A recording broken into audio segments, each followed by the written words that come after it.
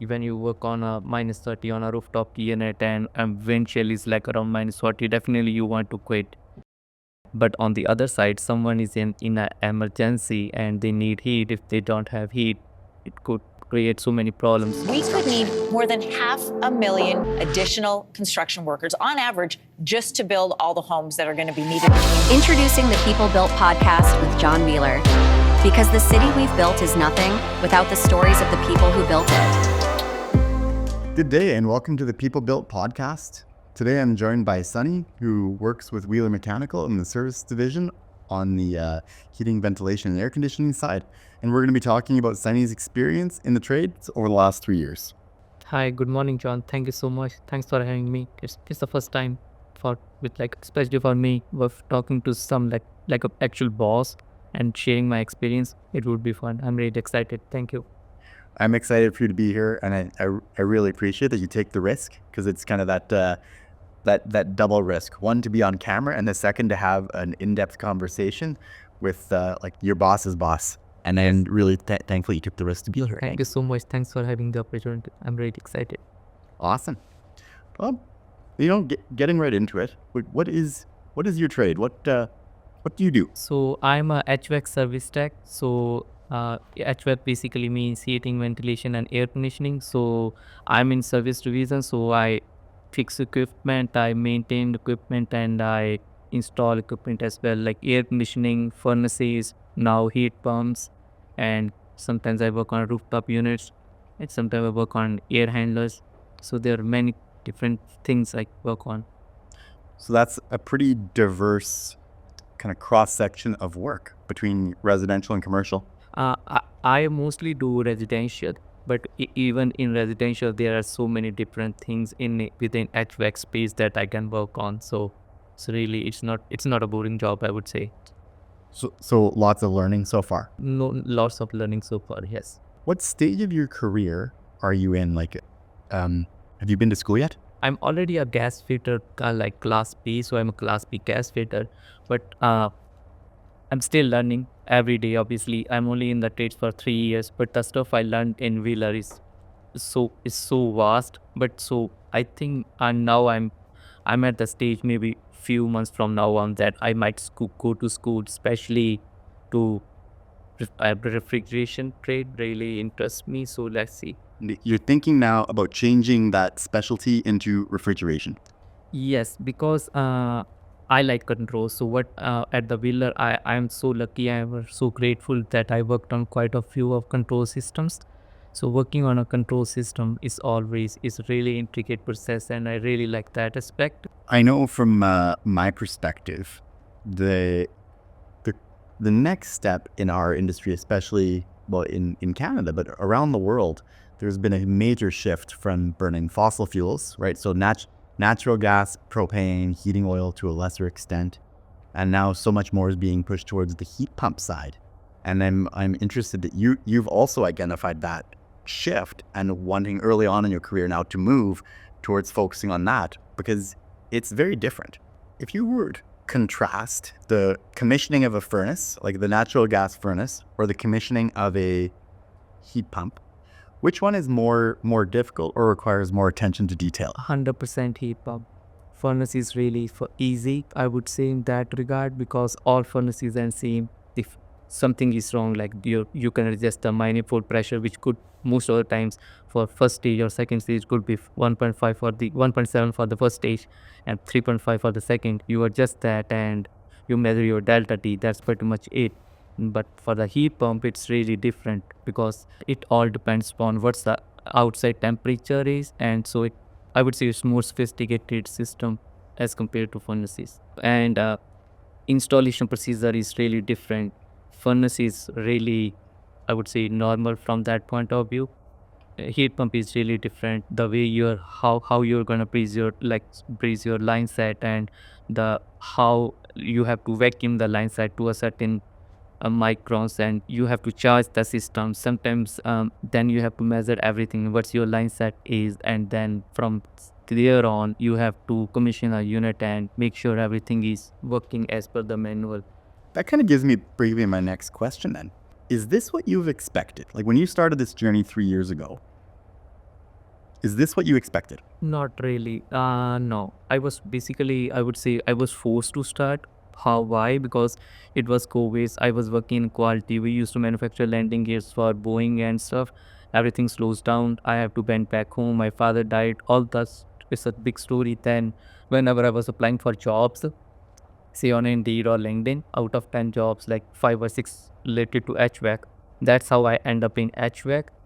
And if I think from when I started and now, the difference is really big. I never thought about the things we can do as a tradesperson. What are some of the surprises that you weren't aware of? I was not aware of how sometimes how hard the trade can get, like how physical it is and the conditions we work in. It's not like you we see on the YouTube or on the social media, like you come into trades, make money. It's there's so much more depth to the trades, I would say. When I'm picturing you working on a rooftop unit of minus 35, the wind is blowing, there's probably snow there. So there. What are you telling yourself? Like, are you considering quitting in that moment? Like, are you considering like, hey, is this the career I really want to do? Or is there a part of you that goes, you know what, like I'm out here, it's minus 35, like I'm awesome. I actually both things. Definitely, when you work on a minus 30 on a rooftop unit and wind chill is like around minus 40, definitely you want to quit. Because it's not normal for me, and a guy like me from Asia is definitely not normal. It's like a 60-degree difference with type. And but on the other side, someone is in an emergency and they need heat. If they don't have heat, it could do so many things, can create so many problems. So on that, I think sometimes I have to just isolate that feeling. Hey, I want to quit what I'm doing. I try to focus. Hey, the problem is they have no heat. Just fix the issue, and just giving myself confidence. Hey, you can do that. So in that moment, is it a sense of responsibility and pride to solve the problem, or is it money that's keeping you on the roof? No, I think it's the sense of pride and responsibility, and when you fix the problem, that sense of fulfillment that comes with it. Interesting. What is one thing that you really appreciate about either the company or the industry, like so far? One thing we really appreciate I can appreciate is the different kind of things we do. I'm in service department, so like when you talk to the customers and it's always or you always learn something. So when we talk, like it's that connection with the customers is really different here at Wheeler, and the overall things we do, it's so much variety. I can be working on a controls, I can be working on a snowmelt system, I can be working on a boiler, I can be working on a furnace, I can be working on installing a heat pump, could be doing plumbing job. It's the vast variety we do, especially I'm talking about service point of view. When you had not considered working in the trades before, right, and more of a bookworm, right, end up working in the HVAC industry, how has being a bookworm helped you? Reading a manual, because again, book one basically means I can read manual. I don't say easily, but it's natural for me to read and try to understand stuff and try to understand something goes wrong and just try to read the wiring diagram. In order to do your job proficiently, do you need to be smart? Yes, especially again the heat pumps. There are so many different systems that are coming along. You really need to know what you are really doing. Again, it's not like just you're installing a AC or just you're installing a furnace. There are so many other new things like zone controls, like we are zoning systems like heat pumps, and then like modulating furnaces, and you have to be smart, I would say. What is the least favorite part of your trade so far? I'm a skinny guy, I would say. The installations sometimes get really physical on me. Sometimes, like it depends. I mean, how long the installation is, or what's the condition of the Mac room, or where we are installing it. I think that thing. I sometimes I get like I think about why I'm doing this again. So I think that thing I don't really still getting used to. So, like full disclosure, when I called you 2 days ago and said, "Hey, I know that you're quitting. Would you like to do this podcast with me?" And you said, "No, John, I'm not quitting anymore. I've decided to stay." What were the reasons then that you looked into quitting? One thing I would say, social media, watching videos, how everyone is saying, hey, electrical is easy and it's not as physically demanding. That's really triggered me.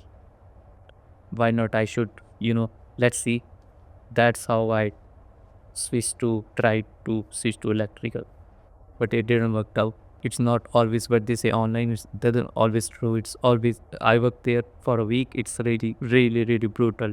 You're pulling cables and wires like 6 gauge thick wire. It's not easy. It really affects your hands and how it affects because all of the time you're using ladders and you're standing, how it affects your legs. And I got a false impression that electrical is easy, and it's not. It's really, really hard, I would say. So then you come back to your look at expanding and continuing the journey on refrigeration. But in that same expectation, the job is still physical. The site conditions are not always optimal in order to promote like proper lifting or proper working position. Yep. And in that same line, in 10 years, what does this trade look like for you? So in 10 years, hopefully I will have enough information that I can again teach and spread my knowledge maybe. What would your company or what would Wheeler do in this case to support you to be where you want to be in 10 years? Can you think of one thing that Wheeler would do for you to get you there? Allow me to experience different aspects, not just maybe like I like controls as I said, maybe allow me to work more on the control side, and I like to service more. Maybe allow me to take more service calls, or maybe I like heat pumps. Allow me to work more on the heat pumps, or allow me to have more training sessions on different kind of like heat pumps or any new system that's coming along. That way, it really allows me to increase my knowledge and think how can I change if I need to. So on that note, are you willing to make less money in the short term, right? In order to get the diversity of experience and not specialize, so that in 10 years, you have a very diverse knowledge, you're able to teach, and with a higher likelihood of making more money in the future for longer because you experienced more short-term financial pain while you were getting a diverse experience? I can say yes, but again, now things are gonna change. So, because we are doing a family planning, and that's another thing why I came back, because obviously I haven't discussed properly with my wife, and I got so much shit from her because going back to electrical, like around $18 an hour, it's really, really hard from that point of view. That is just my family conditions and all the responsibilities and liabilities I have. What I would say is, I want you to be here in 10 years as well. If you want to be a manager, if you want to train and you're a bookworm, you can read manuals and you understand, I want you here in 10 years. I recognize that there's short-term financial pressure, right? When in building a family, housing is expensive, groceries are expensive. That opportunity to make less money in the short term to expand your earning power in the future is very challenging for people who don't have a family. It's almost impossible for people who do have a family. And then I think the conversation becomes, well, how do we trust each other enough that, that let's say as a business, I say, okay, I'm gonna pay you like you know what you're doing, even though you don't, right? We're gonna train you, Okay. and you say, I recognize that, I will stay with you, right? When I know, I will continue to work with you, I will continue to grow with you. If you invest in me in the short term, I will stay with you in the long term. How do we have that conversation? I think it's really important to have that conversation. It's just that, like, to be fair, right? It's not that you as a employer point of view, you're like willing to take care of whatever the employee is saying, to take care of his concerns and try to accommodate whatever he or she is saying. I think having those conversations like we are having right now is really important to understand and work on from there, I would say. It's your life. It's your career, right? And having the ability to have that conversation be open, I think, is so critical, because it either worked for you and good, or it didn't work for you and then you come back and that's good too. I think it's having the courage for you to be open, because I don't imagine that was easy either, to have the conversation with someone that you trust and respect and to say, hey, I want to quit. No, it was not easy, no.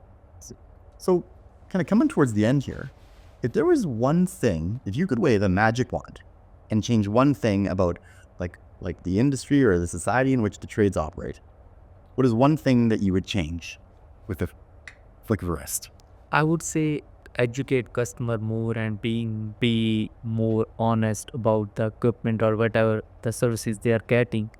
It really helps to make a good relationship. It helps everyone. It not only helps the customer, it helps employer as well, like a company as well. Why? Because then the same customer will gonna call you again and again. It's just the relationship and a from business point of view, you build that trust because you are honest and you're not just like, hey, I'm gonna install it, that's it.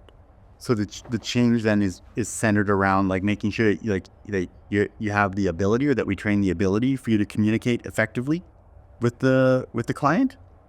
I would say yes. Yeah. Yes, especially because me, like, but what I'm communicating with the customer, how is he or she gonna take because of my color or my appearance or my language and my skills. So yes. You know what? Thanks for bringing that up. To what extent do you feel that like your color, like your language, right? The fact that you wear a turban, what's that like for you? What are the positives that you've experienced because of that, or what are the drawbacks? Or just tell me what it's like. It's being a brown guy and having a turban and all those things. It's not easy. See, and selling something, it's really hard for me to gain customers' trust. From my point of view, in comparison to if say you as a white guy or anyone born and brought up in Canada doing the same thing, so I do feel different sometimes. Yeah. Even maybe I could be even like more honest than a other white guy who is doing the same thing, but it's just that color and religion, whatever you want to say, it's always playing a big part, I would say, as per my experience. Like my belief when I hear that is, as a company, I can do very little to change what our clients like think or perceive, or any judgments or lack of judgments that they have. But from a company perspective, what is something that we either do, or what's something that we can do in order to stop that? Have more variety. I mean, people from different castes and different religions. Maybe bring more people into the team. That way, sometimes you do feel that there are things you can do better, but because of my language, I'm not that fluent. And again, if we, bring people from all other like different, like have more variety, I think that's it. Yeah, no, it's okay. And I would say like this is a real conversation. Like this is a lot of like the hard work where it gets into like, there's three people, right, in the conversation. There's actually, there's many people, right, between yourself, how you experience both your coworkers and your managers, how you experience the company, how I represent Wheeler, like how I behave within Wheeler as separating myself as an owner, and then going into like our clients, our vendors, right, salespeople, right, like the number of people that you interact with on a weekly basis is very significant. And then being able to, like, I appreciate your insight that from your perspective, that what would be helpful is to increase the diversity within Wheeler of people who may not, who don't speak English as well, who whose appearance is different in wearing a turban or skin color. And in an environment where we had more diversity, you would feel more comfortable. Is that what I'm hearing? That, but I mean, yes. It doesn't mean I'm not feeling comfortable. I have no problem. It's just that when I go out of the comfort of feeler, when I talk to customers or when I go to suppliers, maybe I might be wrong actually. I might be just my belief, right? Especially from communication point of view. That sometimes I say something which actually I don't want to mean what I'm saying. It's just that my English is it's not good enough, I would say. I think you touched on something there too, and I like that you acknowledge it. Maybe there isn't a bias, and you experience one, or there is a bias and you experience it. And I would say, either way, a big tenet of a lot of my journey with managing people and emotional intelligence is just recognizing that the people's reality, or your reality or my reality, that is what it is. So if you experience a bias, whether it's there or not, you're experiencing the bias. And I believe that to be true. And then from that end, it's okay, well, what would be encouraging to see? What would you need to see to start feeling that there isn't a bias? What would be something that you would see or feel to feel that the way you speak is not a problem, that you're still worthy of trust, even though you're going to get some of the words wrong? What would you need to see? I should be learning more about our especially Canadian culture or how the people are, and maybe I just improve my communication skills. That way I know that's not a parameter affecting how I feel or why I am feeling like that. I don't know if I answer your question properly or not. You're right. It's a challenging question, and one that I would say you can come back to after you think about it, because it's challenging my reality, what I believe something to be true. And if someone were to say, well, John, what would you need to see in order to not feel that's true? I would go, well, I think it is true. So it's a lot of work in order to start to shift inside. And I think maybe a big one, and I'll ask, are you worthy of trust? Are you worthy of your clients trusting you? Yes, I will say I'm really religious person, so I'm really honest. Try to be actually really, really honest as much as I can. And I think it's not an easy feeling, I would say, because on your side, you're doing your best and you're honest and you have the skills too. But on the other side, people are not believing in you. It gets really hard, and that at that time, it's you really have to. I would say, it's just a game of controlling your emotions, not thinking much about it, because you cannot do much, right? You can be honest and you can do what you can do the best, and that's pretty much it. In those moments, does it increase your desire to want to stay in the trade, or are you more likely to consider quitting? No, I still want to be in the trades. Why? Because it's to be honest, it's really a good time to be in trades. The way AI is spreading and the way AI is taking over gonna take over the jobs, it's you will see in few years. It's just a matter of time. It's gonna things get worse from jobs point of view. And being a trade person, is the best thing. It's the best thing because still AI cannot take care. Computer cannot do the things we do. And why I want to be in the trades, because that way I can, as I said, when I'm in a position that I can teach people, I can spread my knowledge to other communities, especially like brown people or whoever not. I can spread my knowledge to everyone. That way, it's not just I'm taking it's just in me. I can share my knowledge as wisdom to other people about the trades, and hopefully they will get benefit. How would Wheeler be stronger? What's in it? How would Wheeler or how would any company be stronger if they had a more diverse workforce? Because now Canada is a multicultural country, especially in Calgary. Like if you go to Northeast, most of the people are Asians. So I think you will find the same thing too. If you want to connect, or if you really want to sell something honestly, and you will find there is a gap, but there is a gap between connecting you selling that thing to the Asian guy or Asian man or woman, or selling that same thing to your own community. But you can overcome that gap if you have a multicultural team, that we are not only able to have a sense of trust between just the white people, then you can benefit in terms of growing as well, and have a that customer base, not only just one. Then that way we can focus on different customers at the same time. Interesting. So a potential strength for Wheeler in diversifying the people who work there and expanding opportunities who don't speak English as well, right? Look different, wear a turban. Wheeler as a company would experience the same trust issues going after, like, let's say your friends and family, right? And it can be a strength for us to be able to work with you, to train you both on the technical side, Yes. the communication side, Yes.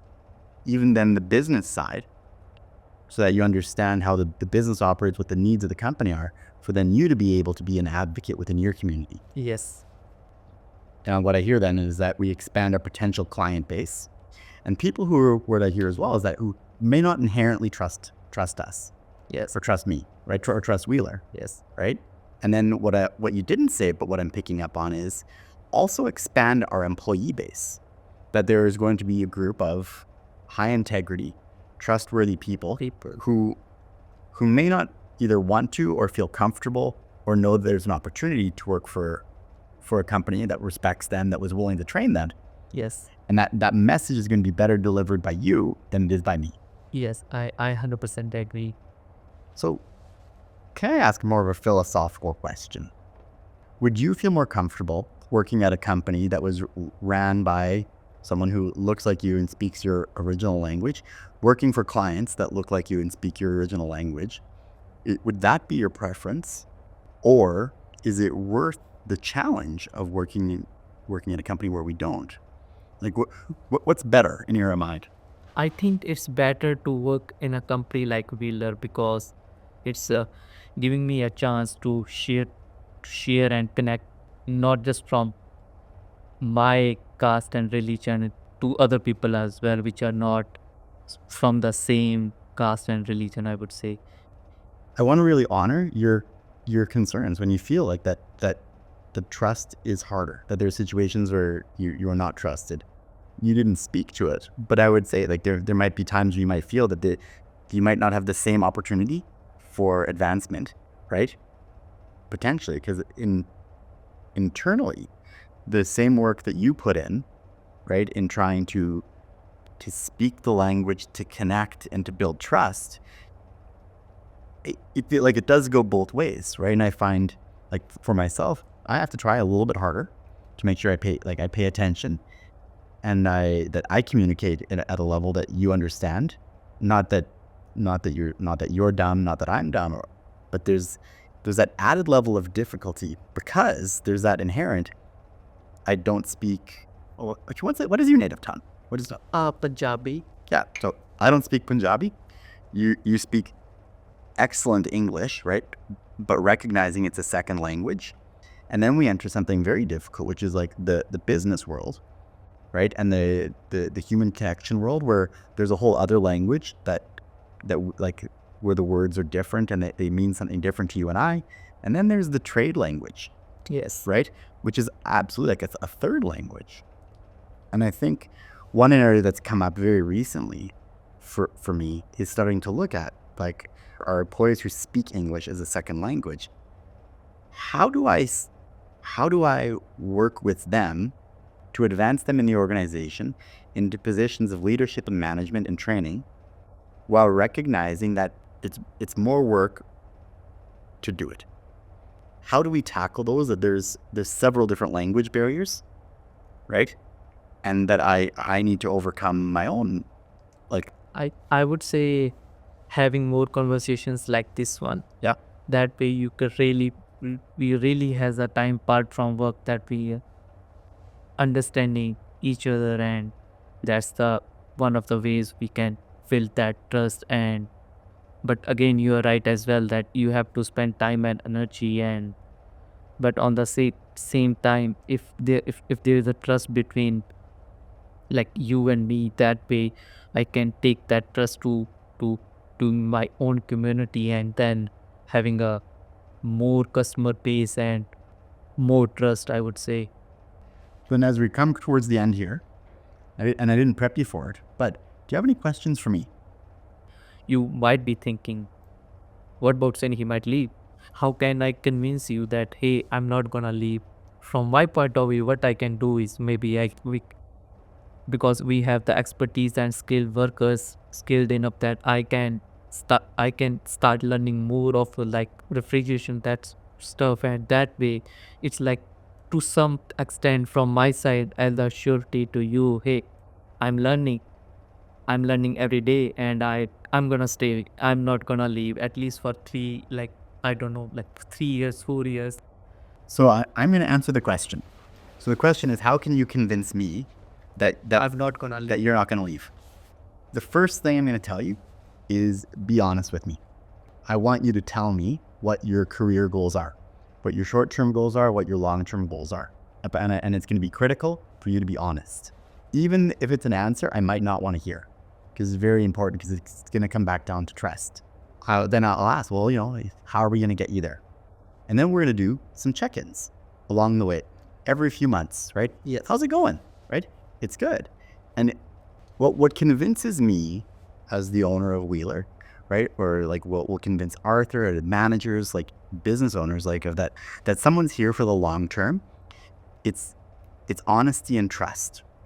And I think it's the biggest ask that I or another manager can have, is that you did exactly what you've already done. You went and you talked to Arthur, you said, I don't know if this career is right for me. I need to go try something different. And that builds trust. And so what would convince me that you're going to be here for the long time is you telling me that you don't think you're going to be here for the long time. It's very counterintuitive.